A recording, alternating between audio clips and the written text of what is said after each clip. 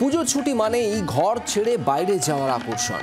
কেউ ভালোবাসেন সমুদ্র, আবার কেউ ছুটে যান পাহাড়ের টানে, ইট কাঠ পাথরের জঙ্গল ভুলে নিজস্ব সময় কাটাতে। তেমনি এবারের পুজোয় বেরিয়ে আসতে পারেন ডুয়ার্সের জঙ্গলে।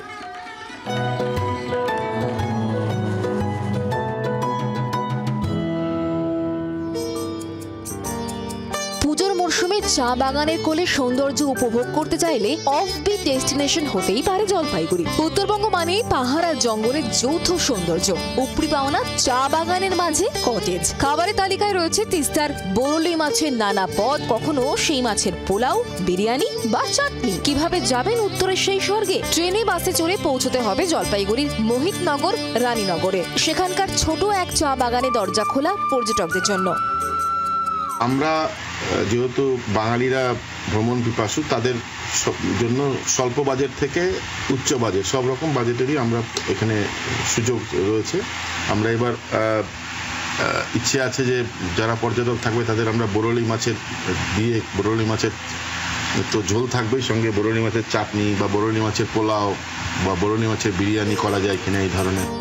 জলপাইগুড়ি শহর থেকে প্রায় 6 থেকে 7 কিলোমিটার দূরে এই চা বাগান। নিরিবিলি পরিবেশে উপভোগ করতে পারবেন প্রাকৃতিক সৌন্দর্য। চারিদিক সবুজে ভরা, সর্বক্ষণ শোনা যাবে পাখির কলরব। কম খরচে বন্ধু বা পরিবার প্রিয়জনদের নিয়ে নিভৃত সময় কাটাতে পারেন এখানে। এর পাশাপাশি রয়েছে স্থানীয় রাজবংশী সমাজের সাংস্কৃতিক গান ও নাচের আকর্ষণও। যদি বৃষ্টি না হয়, যদি আকাশ পরিষ্কার থাকে, আবহাওয়া অনুকূল থাকে, তাহলে আমরা আশা করছি যে এবছরও উত্তরবঙ্গে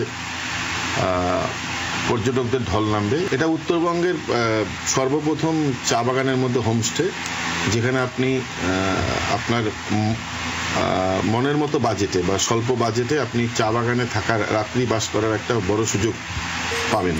এই চা বাগান থেকে কিছুটা দূরে গরুমারা, নেওরাভেলি জাতীয় উদ্যান সহ লাভা, লোলেগাঁও, বিন্দু, ঝলং, কালিম্পং এর মতো বিভিন্ন জায়গা। সেখানেও যেতে পারেন কয়েক পা ফেলে। সেজন্য গাড়ি পাবেন এখানে। গত বছর অবশ্য সিকিমে বিধ্বংসী বন্যায় ক্ষতির মুখে পড়ে উত্তরবঙ্গের পর্যটন শিল্প। এবার তারা ঘুরে দাঁড়াতে পারবেন বলেই আশাবাদী পর্যটন ব্যবসায়ীরা। আমাদের রানীনগরে ওখানে যেটা হয়েছে, তার মালিক হচ্ছে বিজয় গোপাল। তো সেখানে একটা সুন্দর টি ট্যুরিজম করেছে, যেখানে নাকি আপনি নাইট স্টে করার পর ওখানে আপনার চা পাতা তোলা এবং কি করে টিটাকে প্রসেসিং করা হয় সেই সমস্ত জিনিসগুলো দেখানো হয়। 1 নম্বর।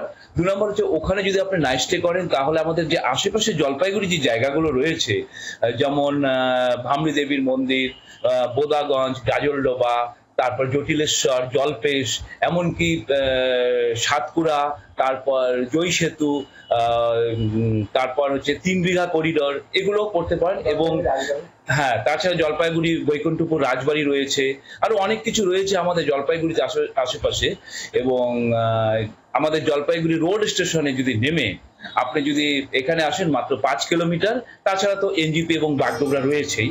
এছাড়াও জলপাইগুড়ি ও পার্শ্ববর্তী কোচবিহার জেলার বিভিন্ন ঐতিহাসিক স্থান সহ মন্দির, জঙ্গলের মনোরম দৃশ্য উপভোগ করতে পারবেন পর্যটকেরা।